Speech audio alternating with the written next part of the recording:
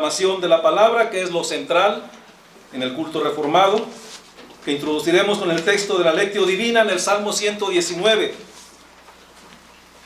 para dar lectura alternada del verso 1 al 24. Salmo 119, del verso 1 al 24, lo hacemos de manera alternada. Inicio en el 1 y nos juntamos en el 24. Dice así la Escritura: bienaventurados los perfectos de camino, los que andan en la ley de Jehová. Bienaventurados los que guardan sus testimonios y con todo el corazón le buscan. Pues no hacen iniquidad los que andan en sus caminos. Tú encargaste que sean muy guardados tus mandamientos. Ojalá fuesen ordenados mis caminos para guardar tus estatutos. Entonces no sería yo avergonzado cuando atendiese a todos tus mandamientos. Te alabaré con rectitud de corazón cuando aprendiere tus justos juicios. Tus estatutos guardaré, no me dejes enteramente. ¿Con qué limpiará el joven su camino? Con guardar tu palabra. Con todo mi corazón te he buscado, no me dejes desviarme de tus mandamientos. En mi corazón he guardado tus dichos, para no pecar contra ti. Bendito tú, oh Jehová, enséñame tus estatutos. Con mis labios he contado todos los juicios de tu boca. Me he gozado en el camino de tus testimonios, más que de toda la riqueza. En tus mandamientos meditaré, consideraré tus caminos. Me regocijaré en tus estatutos, no me olvidaré de tus palabras. Haz bien a tu siervo, que viva y guarde tu palabra. Abre mis ojos y miraré las maravillas del Rey. Forastero soy yo en la tierra, no encubras de mí tus mandamientos. Quebrantada está mi alma de desear tus juicios en todo tiempo. Reprendiste a los soberbios, los malditos, que se desvían de tus mandamientos. Aparta de mí el oprobio y el menosprecio, porque tus testimonios he guardado. Príncipes también se sentaron y hablaron contra mí, mas tu siervo meditaba en tus estatutos, pues tus testimonios son mis delicias y mis consejeros. Amén. En respuesta a esta lectura, cantemos el himno número 232, Oíd, oíd lo que nos manda el Salvador. El canto en cuestión, mis hermanos, pertenece a la sección número 10, la iglesia, su misión y servicio. El autor de la música es el hermano Suani, y la autora de la letra, por cierto, una hermana invidente, la hermana Fanny J. Crosby. Oíd, oíd lo que nos manda el Salvador.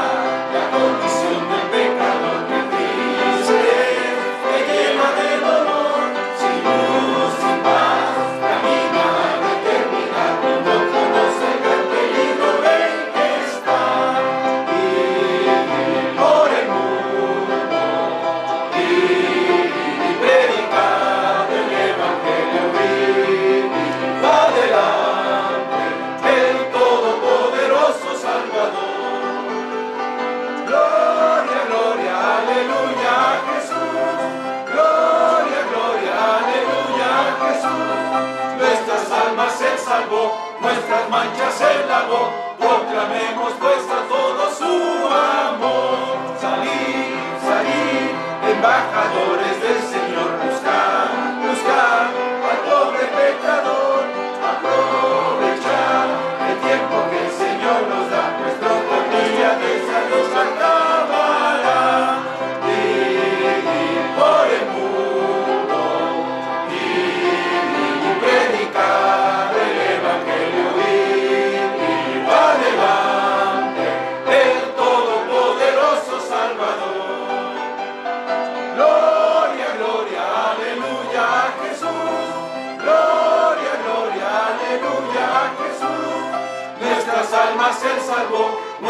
manchas se lavó, proclamemos pues a todos su amor. Pensad, pensad, la hora presto llegará, Jesús vendrá su reino a disfrutar. De mar a mar habrá prosperidad y paz, sus alabanzas cantará la humanidad. Vivir por el mundo, vivir y predicar el evangelio, ir adelante, el todopoderoso Salvador. Gloria, gloria, aleluya a Jesús. Gloria, gloria, aleluya a Jesús. Nuestras almas Él salvó, nuestras manchas Él lavó, proclamemos pues a todos su amor.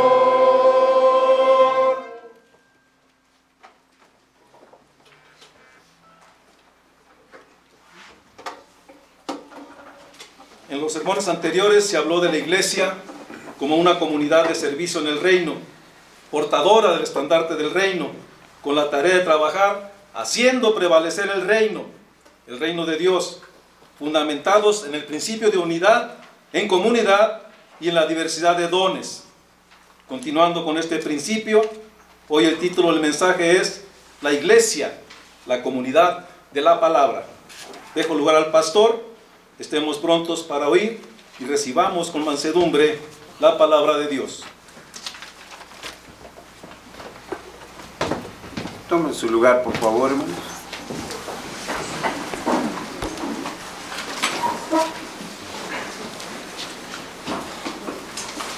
Y quisiera que fuéramos al libro del profeta Miqueas,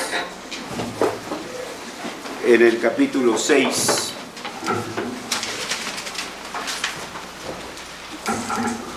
Y vamos a leer 2 versículos de este pasaje, que son el versículo 7 y el versículo 8. Miqueas 6, versículos 7 y 8. ¿Lo tenemos? Vamos a hacer la lectura unidos. Dice así: se agradará Jehová de millares de carneros o de 10,000 arroyos de aceite. Daré mi primogénito por mi rebelión, el fruto de mis entrañas por el pecado de mi alma. Oh hombre, Él te ha declarado lo que es bueno, y que pide Jehová de ti, solamente hacer justicia y amar misericordia y humillarte ante tu Dios. Amén. Nuestro buen Dios y nuestro Padre, te damos gracias porque nos concedes una vez más en este día que tú has señalado para convocar a tu pueblo y para que tu pueblo proclame las virtudes de aquel que nos ha salvado.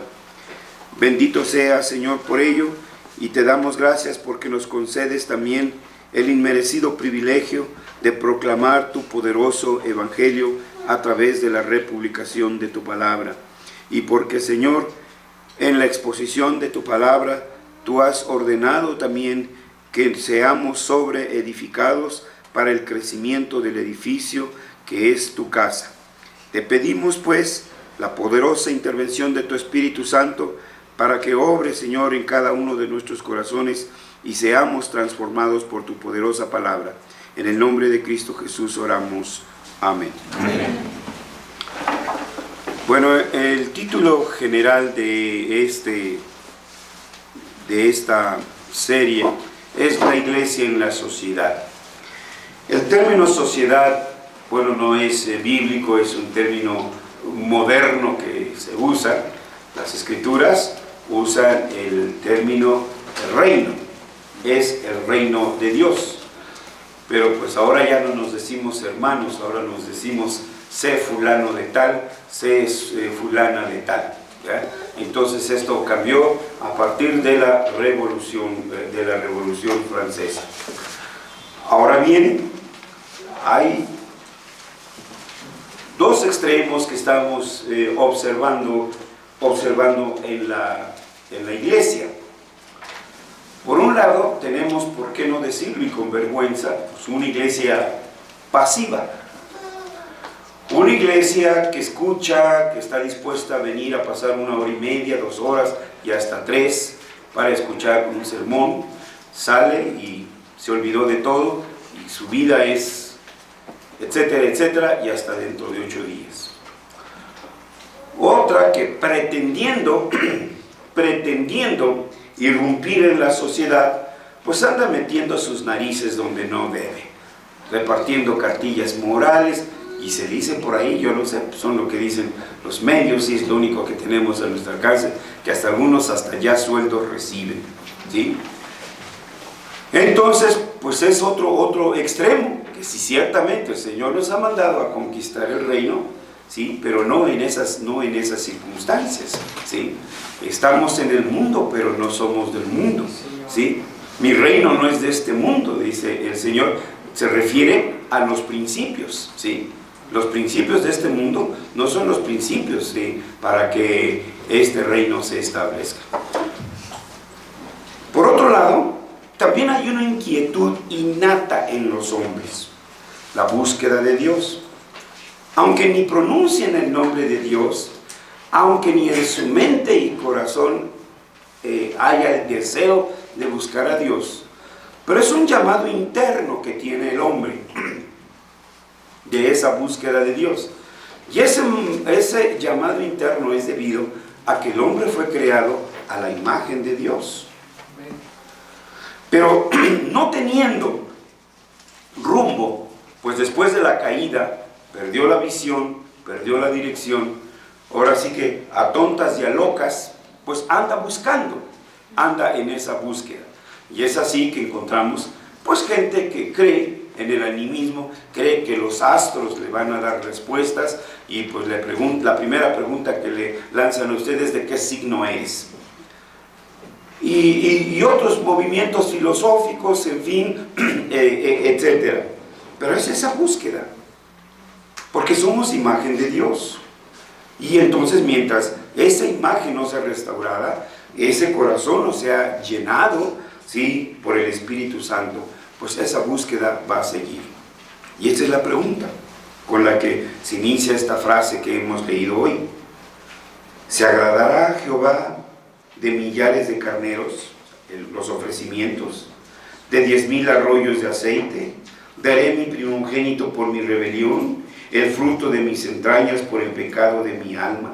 Entonces el hombre anda en esa búsqueda y en esa pregunta, la búsqueda de la verdad, la búsqueda de la tranquilidad, pero pues las anda buscando por aquí y las anda buscando por allá. La respuesta divina es: oh hombre, Él te ha declarado lo que es bueno. ¿Y qué pide Jehová de ti?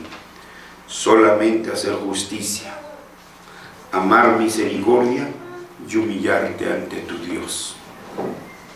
Es decir, que vayamos a Dios, que cumplamos fiel y cabalmente su voluntad, que nos amemos los unos a los otros y que tengamos misericordia los unos de los otros.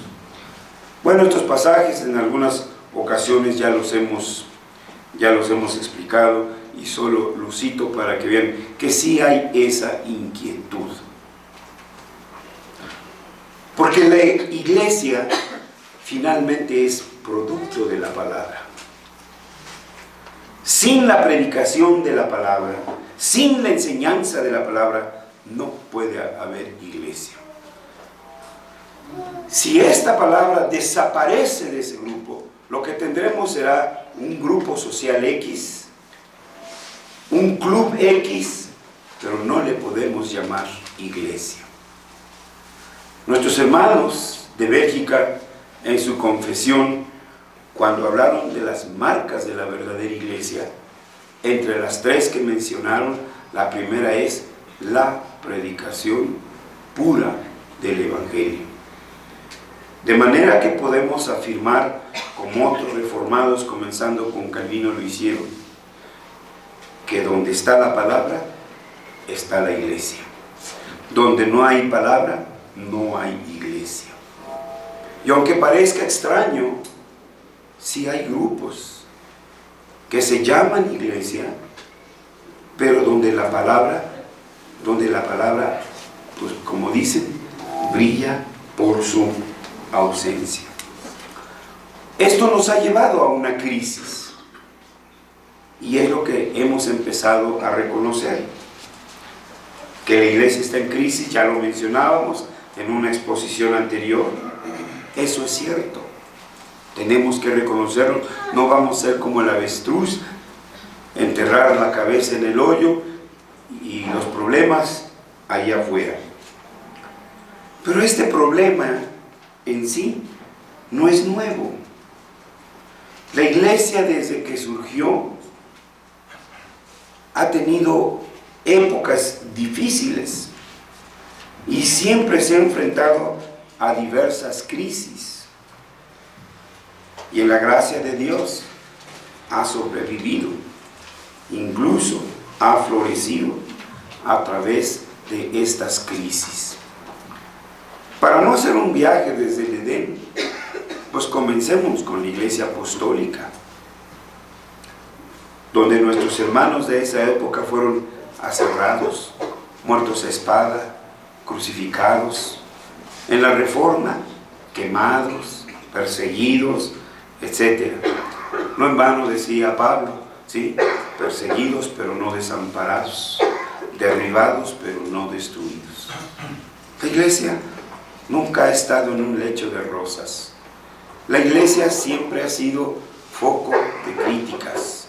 La iglesia siempre ha llamado la atención y ahí ha estado. Sin embargo, la crisis actual tiene elementos nuevos. No son persecuciones como sufrieron nuestros hermanos. Y esto bien puede significar que es la crisis más significativa desde la unidad monolítica bajo la homogeneidad de la iglesia estructural e institucional de la iglesia de Roma. Vino la Reforma. Tampoco fue, como dijeran, una perita en dulce. Hubo prisiones, hubo persecuciones. Hemos hablado de otros reformados, cómo murieron. Patrick Hamilton, recordarán, George Wishart, etcétera, de Suiza, Zwinglio, que le arrancaron, bueno, en fin, fue una muerte, una masacre, de veras, con él se ensañaron. Pero la iglesia sobrevivió.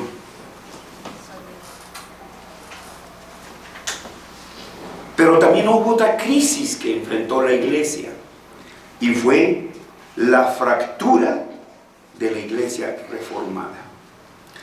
Esta fractura vino a fines del siglo XVII y el siglo XVIII. Es decir, los reformados nos dividimos. Otro cisma, diríamos ahí. ¿Cómo surgió este cisma? Fueron dos fuentes las que atacaron a la iglesia. Por un lado, las filosofías del modernismo introducidas por los principios de la Revolución Francesa, ¿sí?, donde se hablaba de los derechos humanos, las libertades del hombre, etcétera, etcétera. Entonces, esos principios humanistas se introdujeron dentro de la iglesia. De tal manera que entonces en la iglesia la exégesis de las escrituras empezó a desaparecer. Eran comentarios sobre la dignidad del hombre, la igualdad de los hombres, que hay cierta verdad y es correcto. Pero la fuente de esa libertad no es el hombre mismo. El hombre no es autónomo. Siguiendo los cauces que las leyes nos han dado, pues podemos gozar de estas libertades. Esta sustitución de la escritura de los púlpitos trajo una reacción, diríamos, en los hermanos más piadosos, en los hermanos más fieles, y entonces se volcaron al misticismo. Bueno, hace 8 días hablamos un poquito de cada uno de estos. Pero ¿cuál es la otra parte que fracturó a la iglesia de la Reforma? El escolasticismo reformado. ¿Cómo podemos definir el escolasticismo reformado? Como una mezcla o un intento de mezclar los principios de las doctrinas reformadas con los principios de la filosofía griega. Se mezclaron o los mezclaron. Líderes como Girolamo Sanchi, líderes como Teodoro de Beza y otros tantos, así, no sé si quepa el término, pero franca, abierta y cínicamente, ellos dijeron que había que fortalecer a las escrituras con los dichos de Platón, con los dichos de Aristóteles, y entonces ven ustedes, fue una tirantez dentro de la iglesia reformada. Dos polos, ¿sí? El polo escolástico y el polo humanista. Esto provocó una fractura e inmediatamente empezaron a surgir, ¿qué diríamos?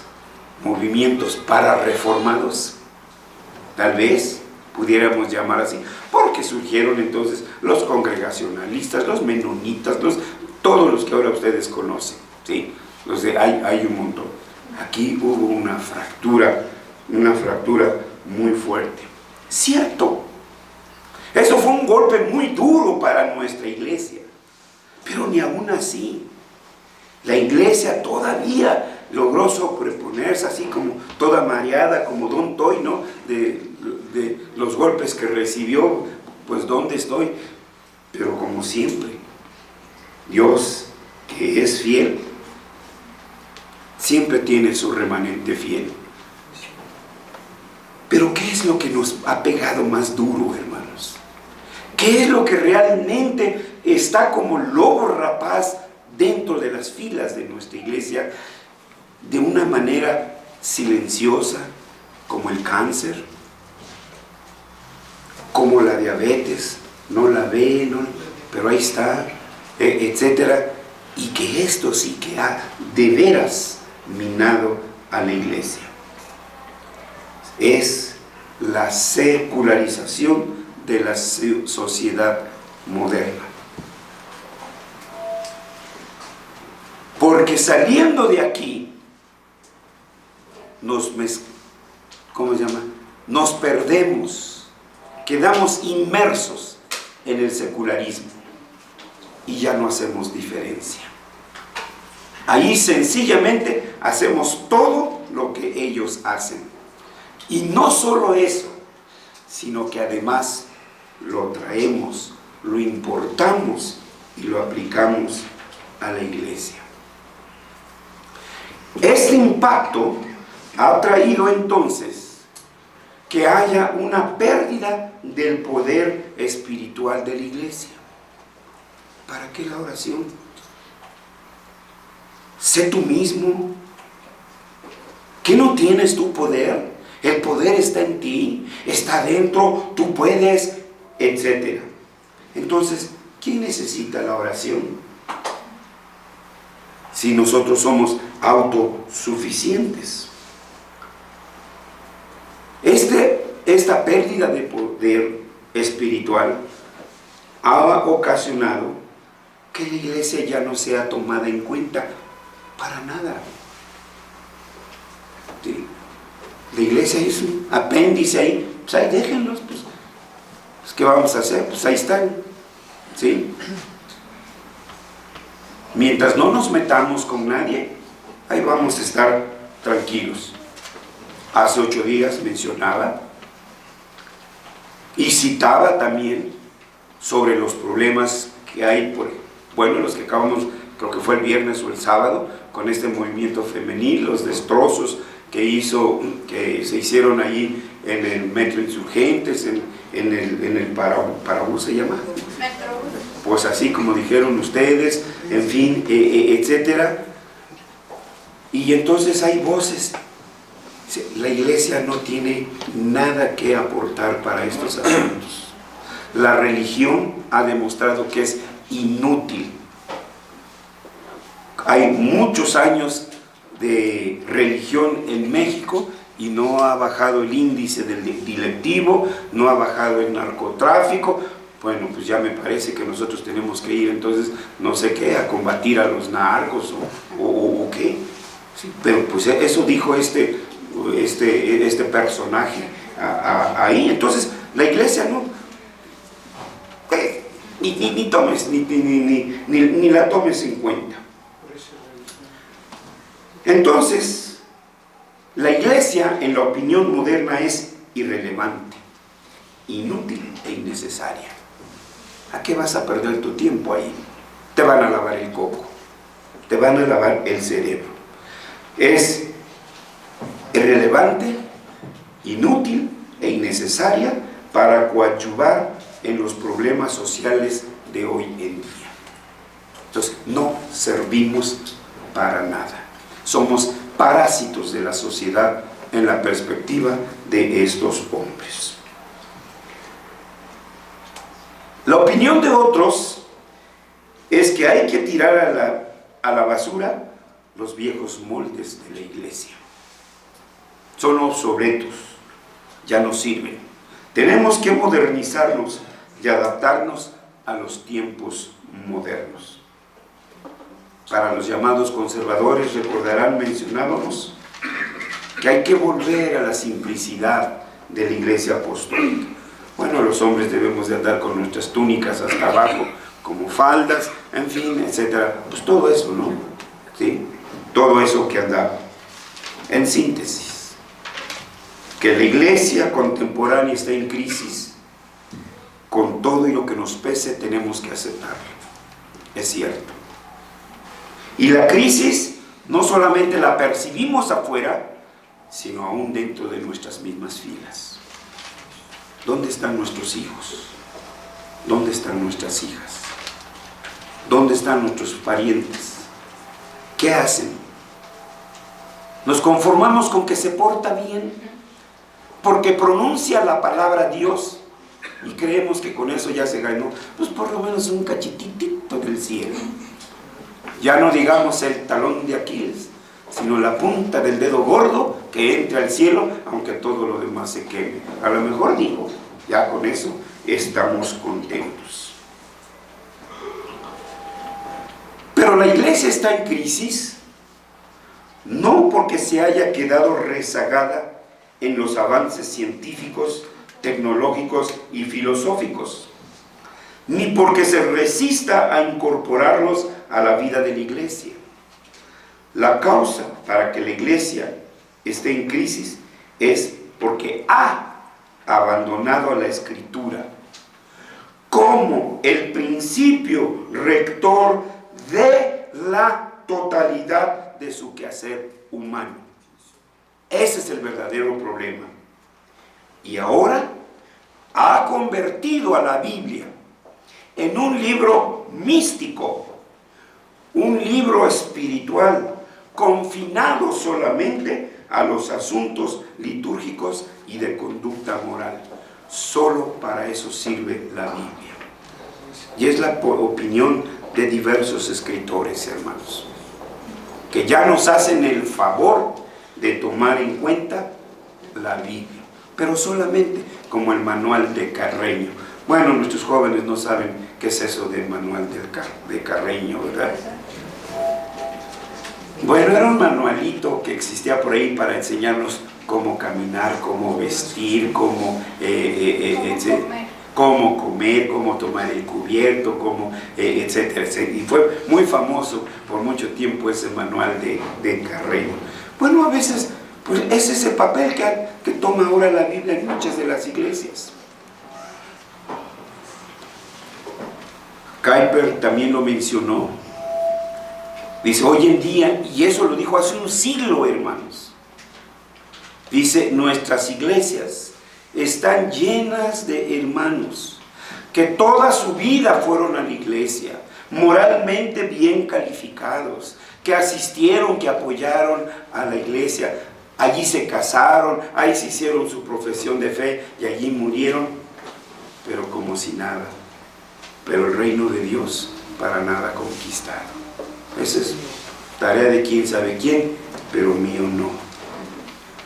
La respuesta a esta problemática, hermanos, es y será que debemos regresar a las Escrituras.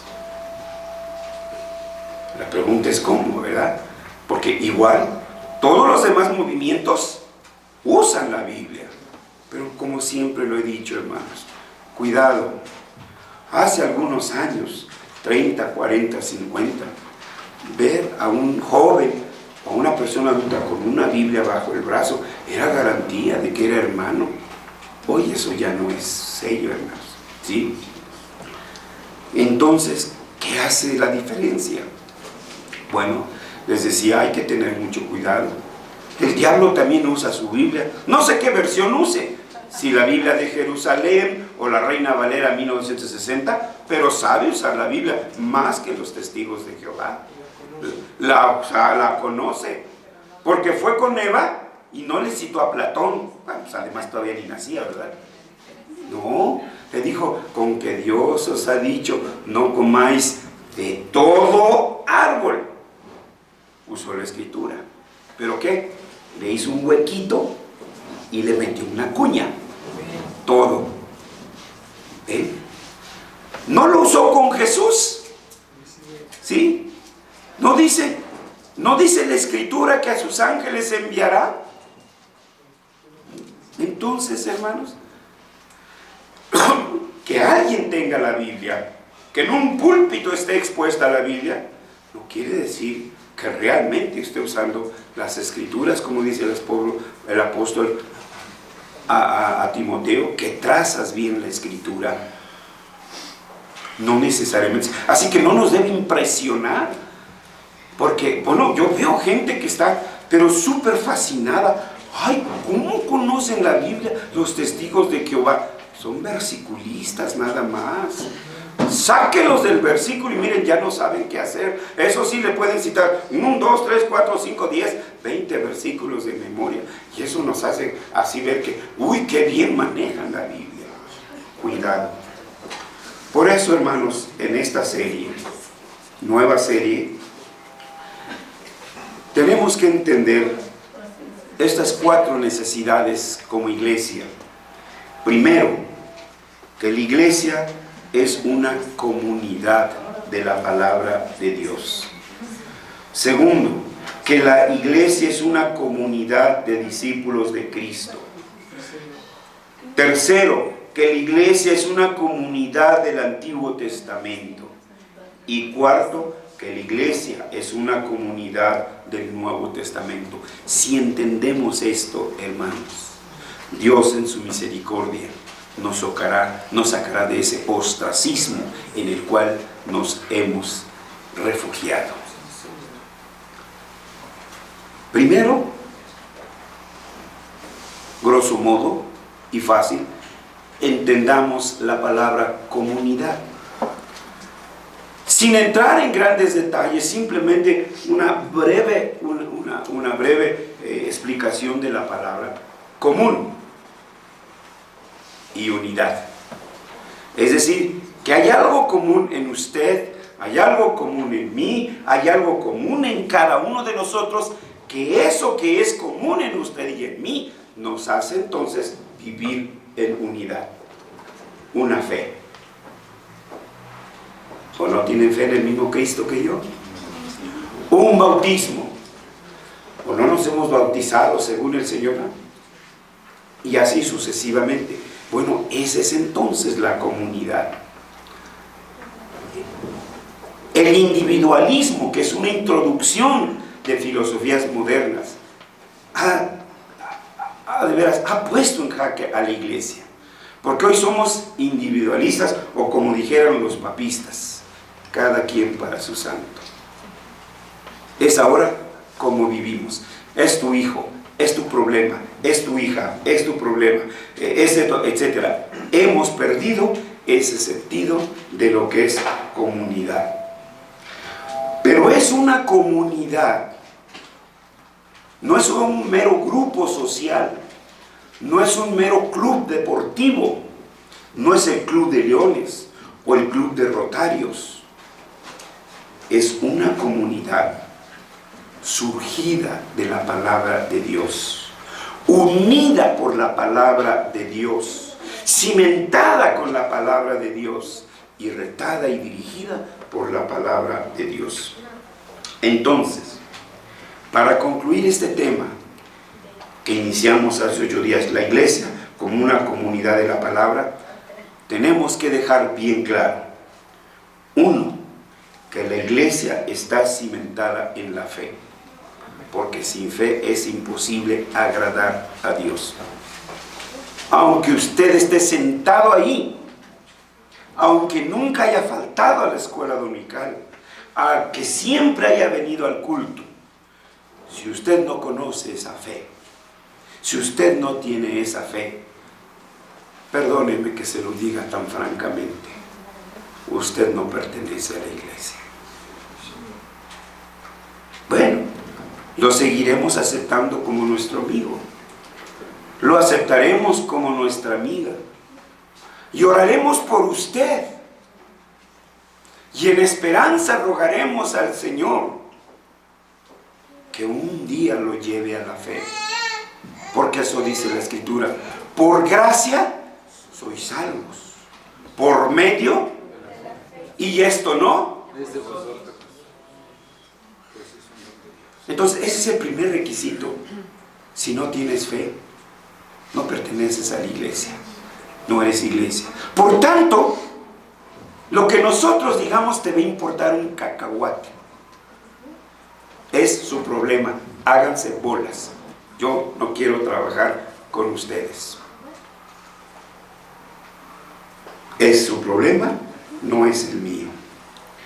Romanos 10:17, para que lo recordemos, es algo que a menudo nosotros comentamos, pero hoy de una manera especial quisiera que lo recordáramos.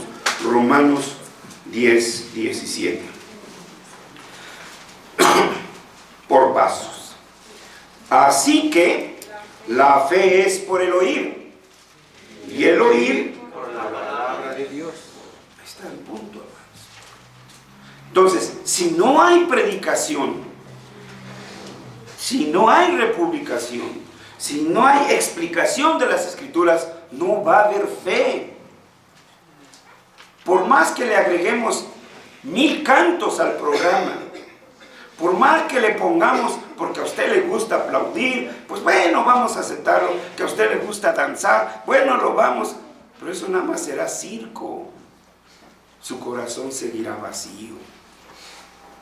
Bueno, vamos a probar con las lenguas. Y empieza usted, bla, bla, bla, bla, bla, bla, bla. Pero queda igual. No vamos a quedar. Entonces, la fe solo se nutre por la palabra. ¿Quieres tener fe? Ahí está. Pero ¿cuál es el problema? Que el libro que está en su escritorio es el de física o el de matemáticas. Mi hijo, mi hija se va a ir a una olimpiada de matemáticas. Qué bueno, lo felicitamos. ¿Y esto? ¿Y esto qué? Ay, pues hoy no tuve tiempo de leer la Biblia porque tenía muchísima tarea. Hoy no pude ir a la iglesia porque tenía mucha tarea. Mañana tengo examen. Los moldes de la secularización han partido a la iglesia, han dividido a la familia. Antes desayunábamos juntos, padres e hijos. Comíamos juntos, padres e hijos. Dormíamos juntos, claro, cada quien en su cama. Hoy ya no. Los hijos viven en su departamento y cuando quieren hacer familia, no hacen familia porque no han aprendido a tener familia. Y esos moldes no son de la Escritura, hermanos. Esos moldes son de la secularización de la sociedad. Ya lo he dicho, perdonen, hermanos, soy franco. Pero el día que ustedes quieran que me baje de este púlpito, con todo el dolor de mi corazón, yo me bajaré. Pero yo tengo que decir lo que debo de decir. no sé cómo verían los hijos. Si yo le dijera a mi esposa, bueno, pues como Coyoacán me queda muy lejos, y vaya que aquí ya me habían agarrado de su cliente, me asaltaron como 3 o 4 veces aquí. Pues vea, para no atravesar toda la ciudad, pues me voy a quedar, pues aquí hay salones, aquí hay dormitorios, me voy a quedar a dormir aquí. Sí, ya me lo estoy escuchando a mi esposa. Sí, mijito, hazlo como tú quieras, ahí menos a ver cuando tú quieras. No, ahí estaría el abogado, mira, aquí está la carta de divorcio. Porque Dios no concibió así los hogares, hermanos. Pero esas cosas vienen de fuera. No están aquí entonces en la Escritura. ¿Pero por qué? Porque la hemos abandonado. Ya la Biblia no es la Escritura, la lectura personal. Hay personas, hay hermanos que solo leen, o ¿qué digo leen? Escuchan el versículo o el pasaje de la escuela dominical, los versículos que le citó la maestra o el maestro de escuela dominical, los fracciones de la Biblia que se leyeron en lo largo del programa, pero eso es todo. Ya no hay más, hermanos. Entonces vean cómo no se va a debilitar nuestra fe. ¿Cómo no esos principios paganos no van a pergollar, a pescozar a nuestros hijos? Pues ese es el problema, hermanos. Es ahí donde estamos. Pero la Biblia no debe desaparecer de aquí. Tenemos un ejemplo ahí. Lidia, ¿se acuerdan? Pablo fue al río y les predicó sobre el contrato social. Sí, pues pobres mujeres ahí sobándose el lomo, tallando ahí con la mano y toda la cosa. No, pues tenían que conocer sus derechos humanos, y Pablo fue a eso. No, perdón, porque las señoras estas que andan con eso dicen que Pablo era un misógino. Fue y les abrió la palabra. Y dice la Escritura que mientras Pablo les abría la palabra, el Espíritu Santo abrió el corazón de Lidia. ¿Y vino qué? A la fe.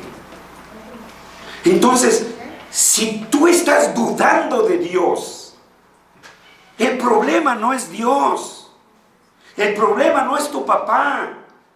Tu problema es tuyo, porque tú has abandonado la palabra de Dios. Ese es tu verdadero problema. Y no le eches el problema a tu papá, no le eches el problema a la iglesia. Es tu problema. Pues se enojen o lo acepten. Aquí seguiremos predicando la palabra de Dios. Y esto es lo primero que tenemos que entender. La iglesia está cimentada en la fe de la palabra de Dios. 2. La iglesia está edificada sobre la sólida doctrina. La predicación no es entretenimiento, hermanos. La iglesia no se llena por las virtudes retóricas, por las virtudes de la oratoria del predicador, sino por la predicación de la sana doctrina. Y esa es la tarea de la escuela dominical. Agáchense, porque ahí va con los que no vienen a la escuela dominical. ¿Cuántos años tiene que no viene a la escuela dominical? Ni usted, ni su hijo, ni su hija, ni su niño, ni su niña. ¿Por qué entonces se espanta ahora que su hijo o su hija esté dudando de Dios? Vean, ¿dónde están las fallas?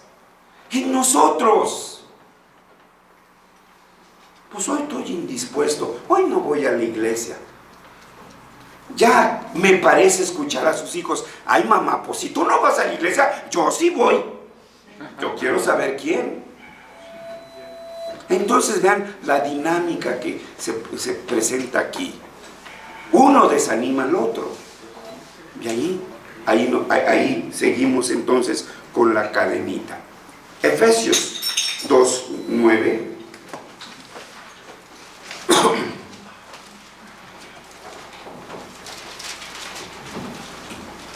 ¿Alguien lo puede leer, por favor? No por obras para que nadie se gloríe. Ah, caray. No, perdón, es Efesios 2:20. Disculpas. Edificados sobre el fundamento de los apóstoles y profetas, siendo la principal piedra del ángulo Jesucristo mismo. Gracias. ¿Qué hace la predicación? Es decir, la proclamación del Evangelio. Nos trae a los pies de Jesucristo. Pero ahí comienza una sobreedificación. Ahí comienza entonces un fortalecimiento de nuestra fe. Hermanos, tan sencillo con ejemplos de la vida cotidiana. Si nace un niño normal, no 7 mesinos como hoy inventan, nació a sus 9 meses, pesó 3,5 kilos, 4, ya ahí le dejamos de ver, ya después ya sería mucho. Bueno, pesó esos, sus exámenes que le hizo el pediatra, todo de excelencia, etcétera. Pero ahora tenga ese niño sin leche, sin alimentos, sin cuidados. ¿Qué va a pasar?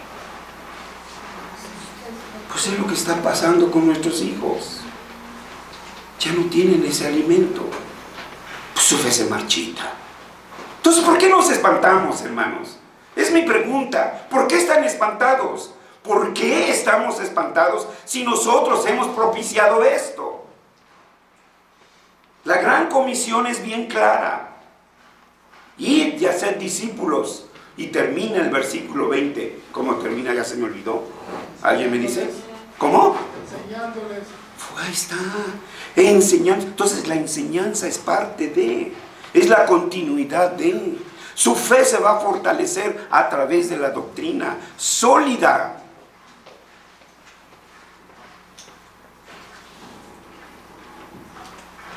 Es claro lo que dice aquí el apóstol en Efesios 2:20. Edificados sobre el fundamento de los apóstoles y los profetas. ¿A qué se refiere el apóstol? Cuando habla de los apóstoles, habla del Nuevo Testamento. Cuando habla de los profetas, habla del Antiguo Testamento. ¿De quién está hablando? De la Escritura. Entonces, la iglesia es una comunidad de la palabra de Dios. Respira la palabra por todos los poros. Estas palabras que yo te mando hoy estarán en tu corazón, estarán en tu mente, estarán en toda tu humanidad, y las repetirás a tus hijos andando en la calle, andando donde estén. Pero hoy me dicen, no me acatarres. ¿Sí? Los hijos se cansan de que les hablemos de la palabra. Se cansan de que les hablemos. No, déjame hacer otra cosa, No, es que tenemos que hacer esa cosa sin dejar esta otra. Porque esta va a dirigir mi trabajo en la ingeniería, mi trabajo en la medicina, mi trabajo en todas las áreas. Si no tengo esa dirección, entonces bajo la dirección de quien lo voy a hacer. Entonces, la iglesia está edificada sobre una sola doctrina. Donde no hay doctrina, hermanos, hay olas ahí. Por eso ustedes ven que surgen movimientos como el vómito santo, el rebuznido santo, la borrachera santa, y no me lo van a creer, pero hasta la flatulencia santa. La santa risa. Pues allí, sí, a esos extremos, hermanos. Vean a qué locuras llegan, hermanos. ¿Por qué? Porque no hay doctrina. Pero la doctrina no es popular. Y no es popular porque nos obliga a las neuronas a trabajar.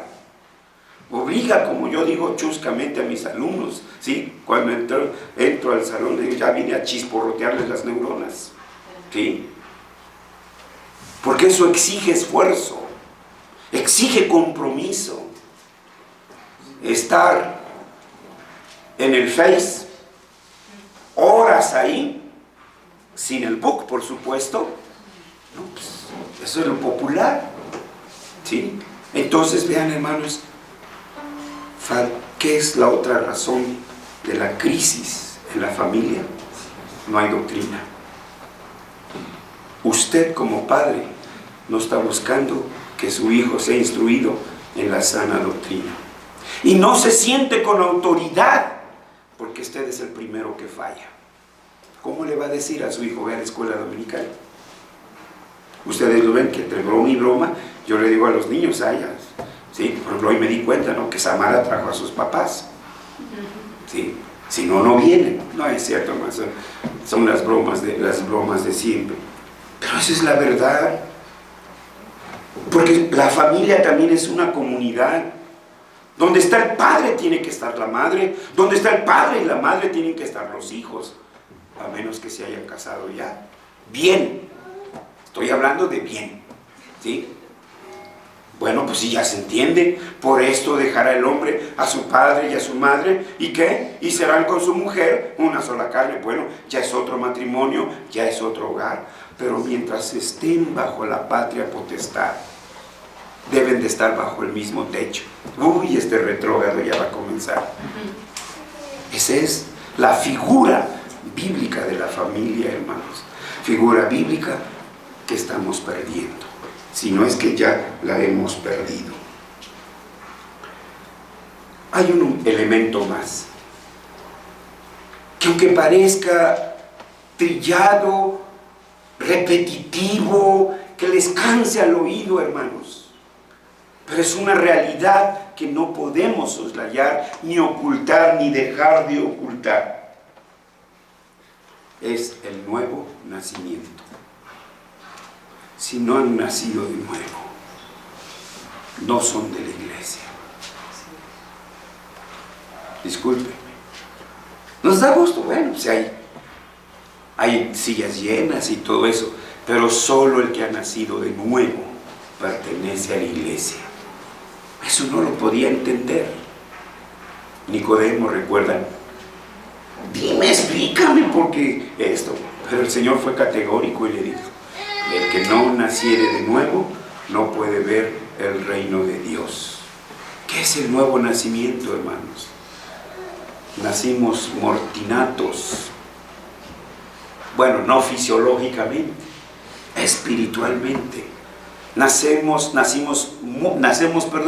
muertos por la heredad de nuestros padres, Adán y Eva. Por eso Pablo dice, vosotros que en otro tiempo estabais muertos en vuestros delitos y pecados. No en vano entonces Santiago dice que fuimos renacidos. ¿Por qué? Fuerte. Por la palabra de verdad. Sin predicación de la palabra no hay nuevo nacimiento. Así que, joven, señorita, es necesario que nazcas de nuevo. Porque si no has nacido de nuevo, ni eres hijo de Dios, ni perteneces a la iglesia. Así de sencillo.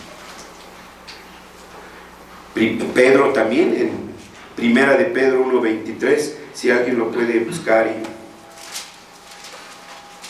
Siendo renacidos no de simiente corruptible, sino de incorruptible, por la palabra de Dios que vive y permanece para siempre. Siendo nacidos por la palabra de Dios.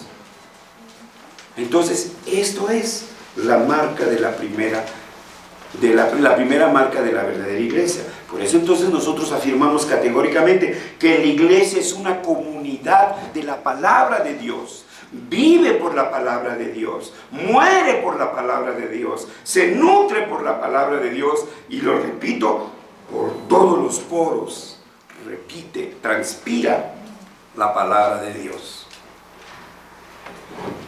Como último punto, hermanos, la iglesia es una comunidad que comparte la misma visión. Aquí está el parteaguas. si no compartimos la misma visión.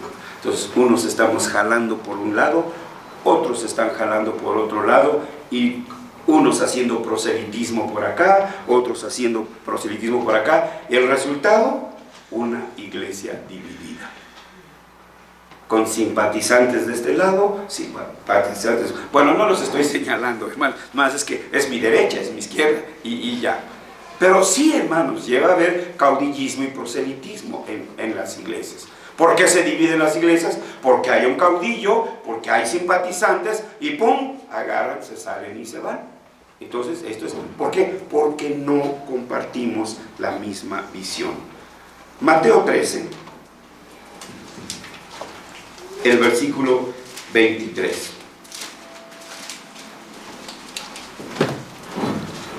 ¿Lo leemos todos juntos?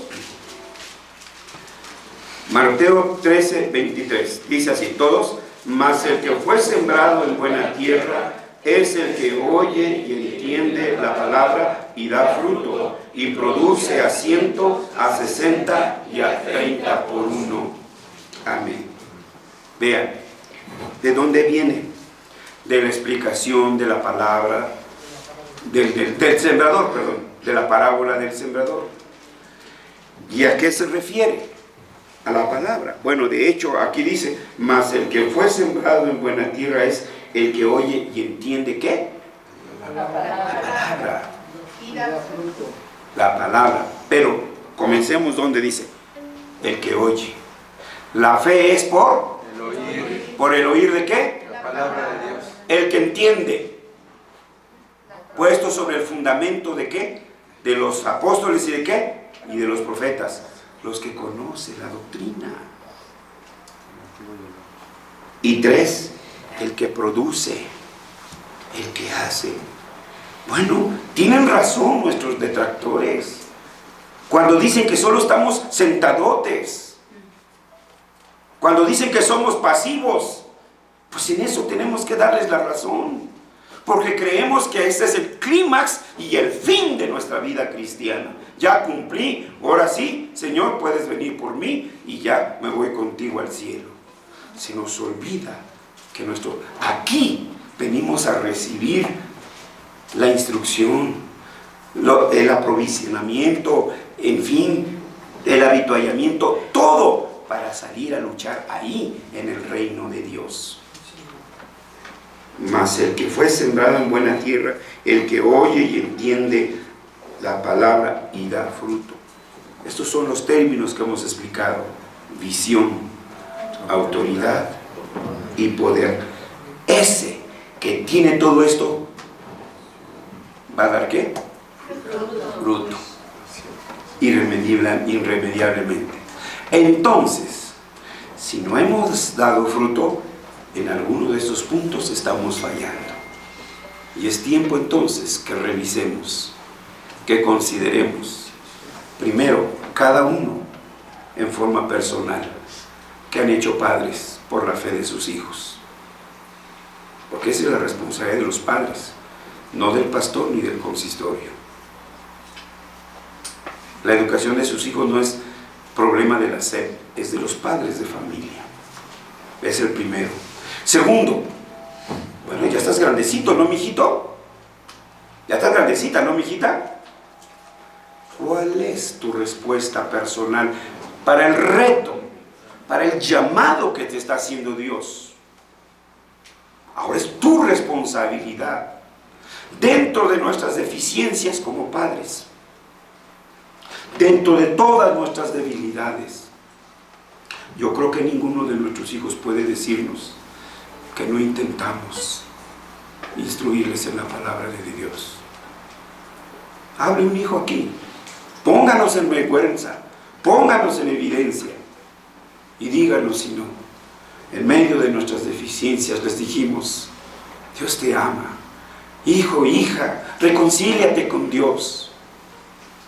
Pero nos tiran de locos.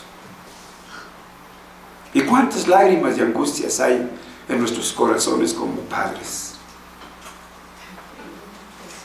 Ustedes son responsables de nuestros errores.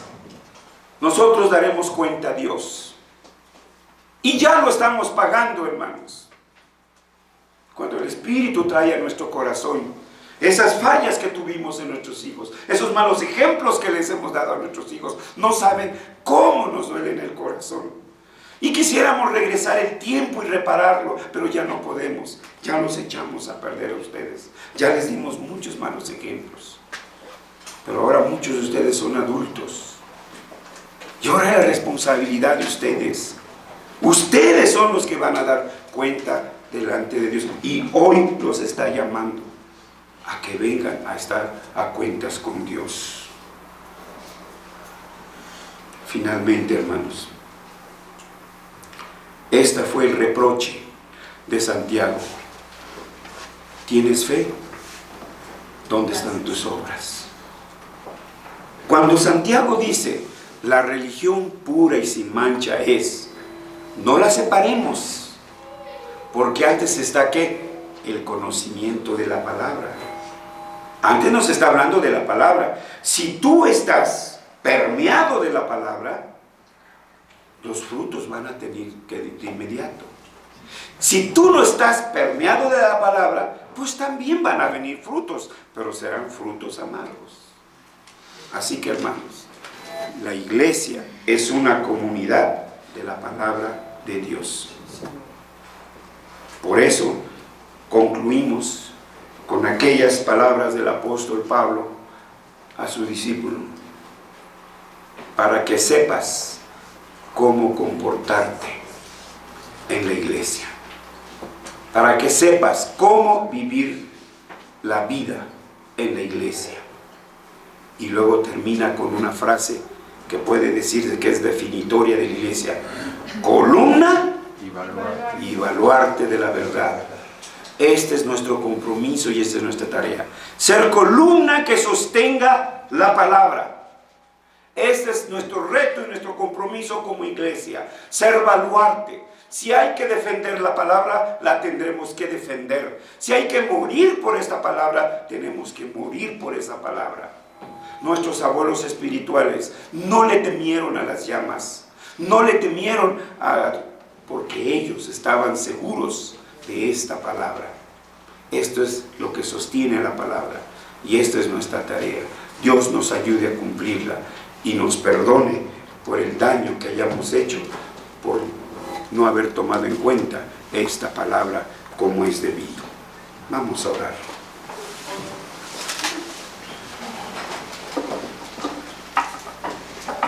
Nuestro Dios y nuestro Padre, venimos ante ti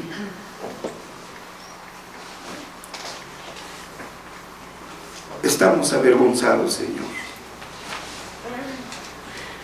Estamos avergonzados porque parte de la crisis en nuestra iglesia, la tibieza en la fe de nuestros hijos, nosotros hemos sido la principal piedra de tropiezo. Perdóname, Padre. Perdóname como Padre. Perdónanos como madres, como familiares. Porque parte de la razón que nuestros hijos anden lejos ahora somos nosotros. Pero ¿a quién iremos, Señor? ¿Quién más puede perdonarnos que tú? Y por eso venimos a ti, porque tú sí nos puedes perdonar. Sí reconocemos nuestros fallos, nuestros errores, y por eso te pedimos perdón. Pero también venimos a pedir tu ayuda. ¿Quién más puede ayudarnos si no solo tú, Señor? Ayúdanos con nuestros hijos a ser un ejemplo y reto de fe para ellos. Que ellos puedan ver un ejemplo en nuestras vidas. Que ellos puedan ver, Señor, los frutos de la fe en nuestras vidas. Para que ellos puedan ser imitadores nuestros como nosotros de Cristo. Como Pablo lo dijo, sed imitadores de mí como yo lo soy de Cristo. Señor, ten misericordia de esta tu iglesia. No permita, Señor, que nuestra iglesia sea dividida por las distintas visiones que cada uno de nosotros sustenta, sino que estemos unidos por esa misma visión de tu palabra, por esa misma visión del reino, por esa misma visión de la tarea dentro de tu reino. Y que, Padre, lleguemos entonces a ser la antorcha, la columna, el baluarte y el estandarte que tú quieres que seamos. En el nombre de Cristo Jesús. Amén. Amén.